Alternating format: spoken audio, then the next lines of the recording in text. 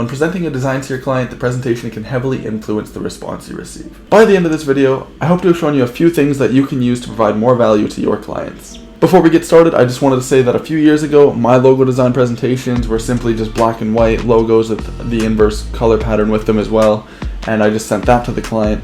But nowadays, I send a lot more of a detailed brief and a detailed presentation overall, and I think that adds a lot more value to the client, and the client can really recognize the effort put into it, and they can really appreciate it a lot more.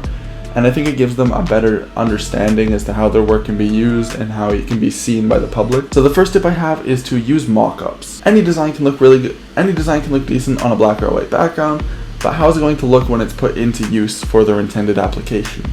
You want to make sure you can break any belief that it might not be the most effective solution for their brand. So let's say you're presenting a logo to a bank. You know this bank's going to need their logo on buildings, on business cards, letterheads, pretty much any corporate structure they're going to need their logo on. So going the extra mile to find a few mock-ups or even creating them yourself really quickly can go a long way. And I think this is drastically different when designing a logo for something like an e-commerce site that really won't have the building format or any of the corporate structure.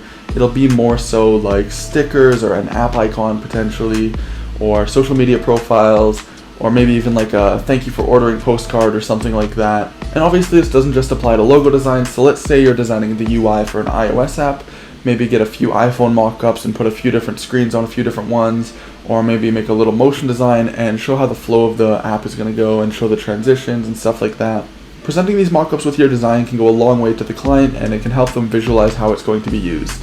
So the second tip I have is to explain your thought process. Anybody can make an aesthetically pleasing design, but showing that your design has intention beyond the base structure can help provide the client with a deeper understanding. One example I have is a logo mark I created for this Twitch partner that goes by the name of Bearkey. You can see right here the logo mark is a bee and a bear, but if I were to explain beyond that, I would say that I used the softer bridge right before the nose, as well as the rounded features to provide a more playful and feminine feel to the result. I actually proposed a sharper design as well, but we both thought this was the most effective solution. And this doesn't only apply to shapes. Maybe you chose a font for a certain reason over another, or maybe a font genre, so like sans serif over sans, or maybe different colors like a red over a yellow, or maybe just different elements. So maybe use circles in a banner, or instead of squares, or rounded edges, or sharp edges, or maybe more triangles, and you can explain why you use those elements. Most choices in your design process should have reasoning behind them anyways, so this shouldn't be too difficult to come up with. The final tip I have is to be confident in your presentations. And this means to not throw a bunch of concepts in a single presentation and giving the client a million different choices on which one they should go with. When I see designers do this, it makes me think that they're not confident in any of them. And it might come off to the client that you're compensating for a lack of quality with the quantity that you're offering. So I think the best advice is just to be confident in your approach, be confident in your research, be confident in your sketches, be confident in the final design, and just be confident in your presentation overall.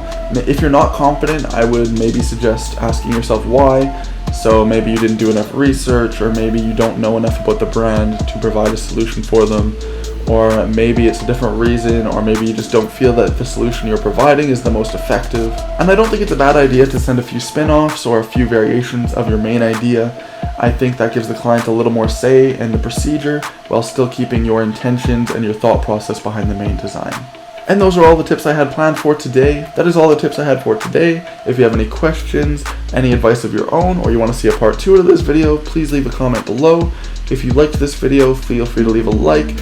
And if you want to see more content from me, please hit the subscribe with notifications on. I hope you guys have a great day, and peace out.